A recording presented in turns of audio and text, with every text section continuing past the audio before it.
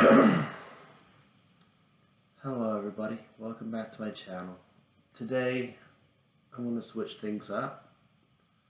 I'm going to talk about some serious issues that are plaguing the world that I'm glad have not been plaguing me because of where I work outside of doing YouTube.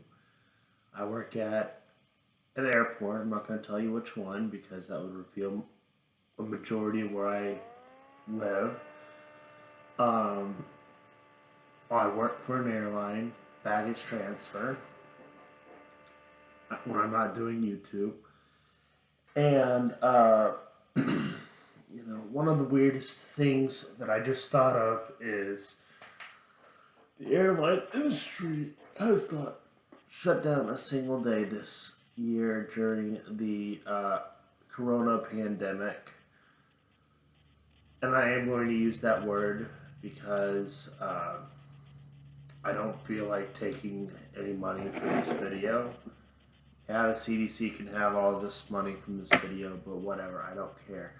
Anyway, so, number one, I have found it very interesting that every single bag that I have transferred, probably since the beginning of the year, or maybe 3 months into the year, March was when the pandemic actually hit the region where I work. So really, it's around March that I started building up my immune system by working at the airport still, instead of taking the CSLOA when the news is saying, oh, everybody needs to be off of work, everybody needs to be out of work. And so I had started building up an immunity to this virus right then and there, because every time I would go out and pick up a bag, I would not know who was infected, who had asymptomatic symptoms, whose luggage I was picking up, and quite frankly, I didn't really care whose luggage I was picking up. But I started assuming from then and there that every single bag that I picked up has COVID-19, regardless of if it did or not, because, number one, there's no easy way to protect yourself. The masks don't do a darn thing. There's one mask that has a chance of doing something to assist with the problem, but it costs $500, with the majority of people out of work. There is no simple way to get that mask, let alone you have to repurchase a new version of that mask every week because it only lasts for 1 week. So $500 every single week is insanity. That's $500,000. So $500 is roughly 300. No, wait. That is $156K every year, and I don't even get paid that much working at the airport. That's roughly $156K, give or take a few thousand. I'm not doing the math practically. I'm not even using a calculator right now because this is just a video on the fly that I wanted to do. But because we're airline workers and we've been on the front lines of this pandemic, working our butts off, very few airline workers, if any that I know, have died of this virus. There has been at least 1,000 cases at the airport where I work at, and out of those cases, maybe minimum 250 have died due to COVID-19, and about 250 have died due to cancer or other wrecks on the ramp where they've been hospitalized and they died in the hospital and were assumed to have COVID-19 even though they did not. So that is what I have to say about that. There's a lot of number crunching to make this pandemic seem a lot worse than it actually is. Technically, it's probably no more different than the common flu. It's just common flus do not help win elections. And I still have a suspicious feeling that the election for president was full of fraud, considering all the information that's come out the past couple of weeks. I'm not a newscaster, so I'm not going to go into much detail. I'm not going to go into a lot of my belief systems on how things can be fraudulent, but when everything's electronic, computers are technically, we're using our brains less and less every day, and computers are basically warping our minds to where we don't think for ourselves, we don't act for ourselves, we don't do anything for ourselves, and therefore we're all miserable. There's a reason why I dance on the ramp whenever I get a chance. It's not because I want to. It's to make me happy. And if it makes people happy to see somebody enjoying life to the fullest, as though it were my last day on earth, if it were my last day on earth, I'd still be dancing regardless of what anybody else told me.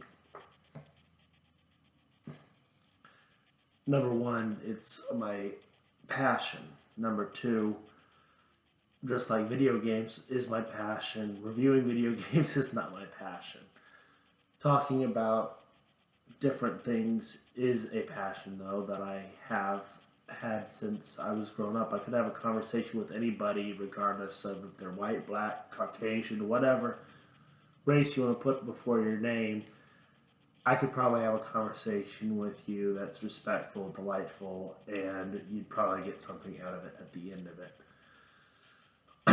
But that's just me rambling.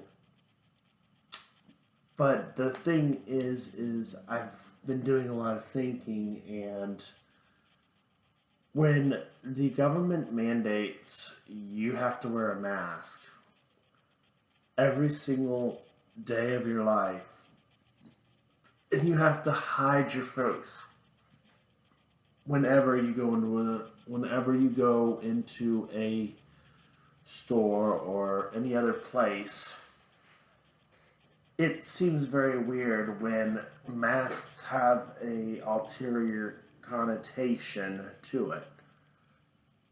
Usually when somebody wears a mask or is hiding their face, they're a thief, they're a robber, they're breaking and entering with their face obscured so that they don't have to face the Justice Department of the United States, so that they don't get a chance to get arrested. That's usually what the connotation is of a mask. So by the government mandating us to wear masks, that 3/4 of the masks that are being sold don't really assist. They're basically saying, okay, all you filthy, dirty animals, let's all have you become criminals for an entire year, and then we can blame everything on you when the government explodes, or when the government, dies at the end of the year. That's basically what they're saying. They're giving you the big middle finger. Government is giving you the big middle finger, saying, we don't care about you. We care about our job. We care about our security. We care about everything. In fact, that's the only thing that I have heard from a majority of management, that they use the mask as a tool to get more people booked for more flights, and it's a PR stunt tactic. It's it's one of those things where if you wear a mask because the news says you have to wear a mask, that you are actually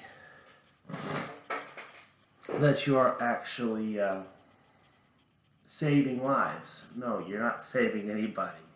You're not even saving yourself when you wear that godforsaken mask, because unless you brush your teeth and unless you have clean breath, you're not saving anybody, because all you're breathing in is your breath, your carbon monoxide, all that stuff accumulates on your mask, and it makes it 10 times worse when you work at the airport.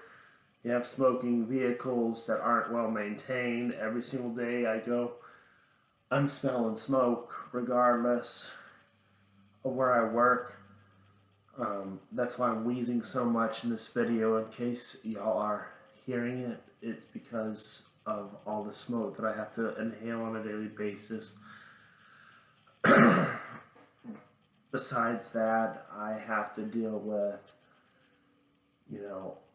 only one gas pump for over 2,000 vehicles to fill up gas with, on a daily basis at work. It's like they have 6 gas pumps, but only one ever works at the entire airport. They've been fumigating the passenger area for the entire year, and then they just now, about 6 weeks ago, started fumigating the downstairs break room, the ramp areas, so that the employees can be as safe as the passenger area, even though we're already far more safer without that. In fact, fumigation wasn't a word that was readily utilized, except for in the Nazi regime, where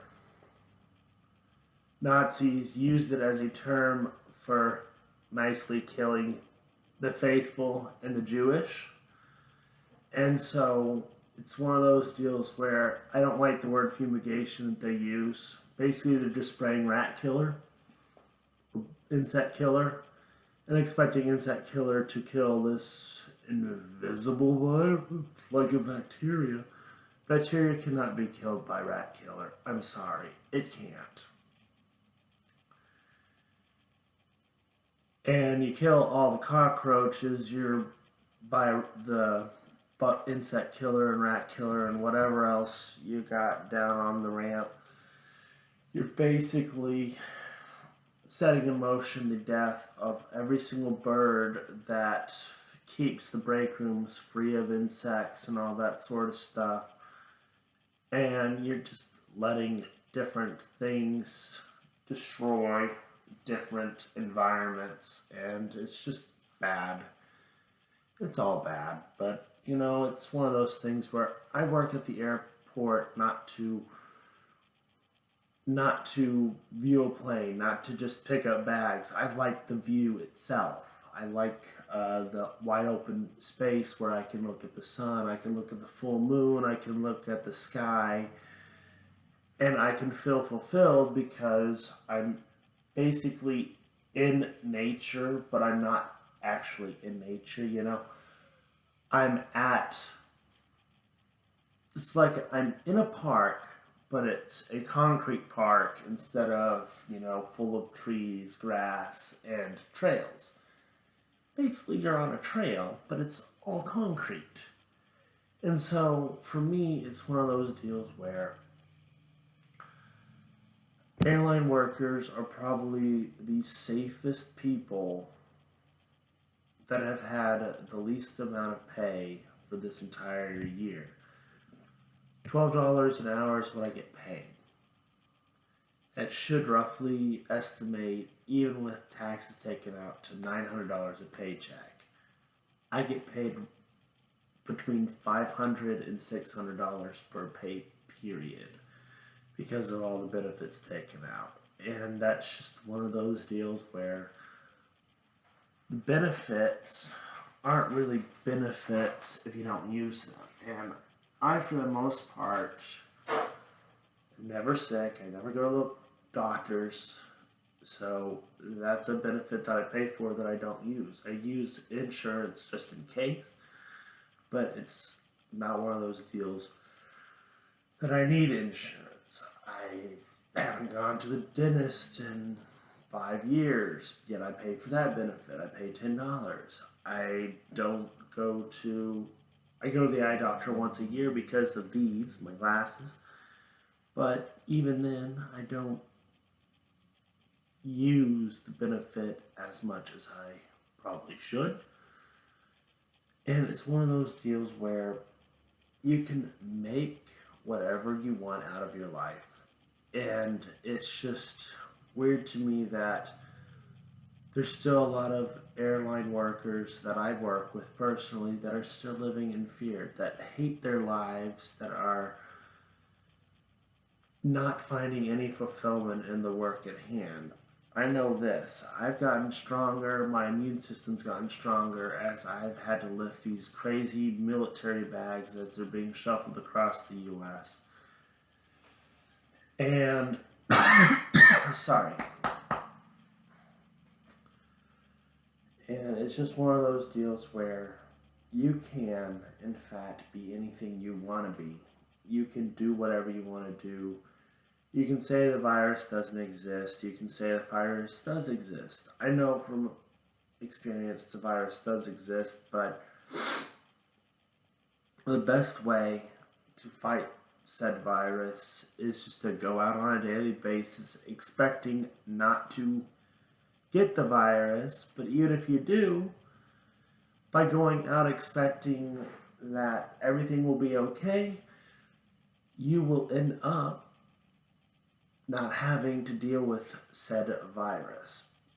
And that's the problem. A lot of people don't have that type of mindset to boot with the virus. And so that's one of my key factors of actually surviving this pandemic. You know, it's just, you gotta find what makes you happy and stay with it. Anyway, that's all I have to say about that. I would appreciate if this is your first video with me. Usually I don't talk about such serious subjects, but because a majority of the U.S. populace has been lied to, I felt like I should bring this up because it is an important topic.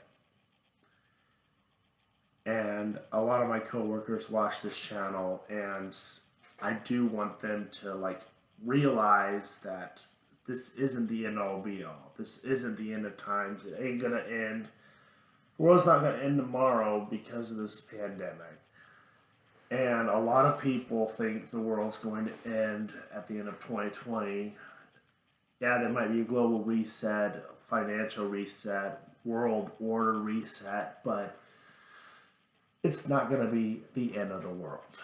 Okay, that's all I wanted to say about that. And if this is your first video with me, check out some of my other ones.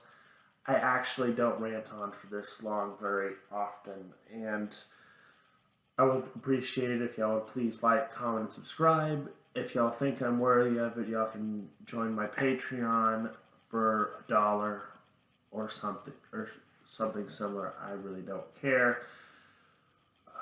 This channel is doing great on its own, and just stop the panic. Stop the panic of the pandemic. That's the only thing you are obligated to do. If you need to tell your cable provider, hey, I don't want 100% pandemic coverage on the news, or I don't want these news channels to just cover the pandemic and nothing else, write to them. Talk with your wallet, but just do what you gotta do in order to protect yourself and your family. If that means that y'all have to come up with your own solution to the problem, so be it. If y'all can't afford a mask, so be it. Go out in the public without a mask on if you have to. I know a lot of people are struggling and a lot of people are afraid, but Scaredness does not help in preparedness.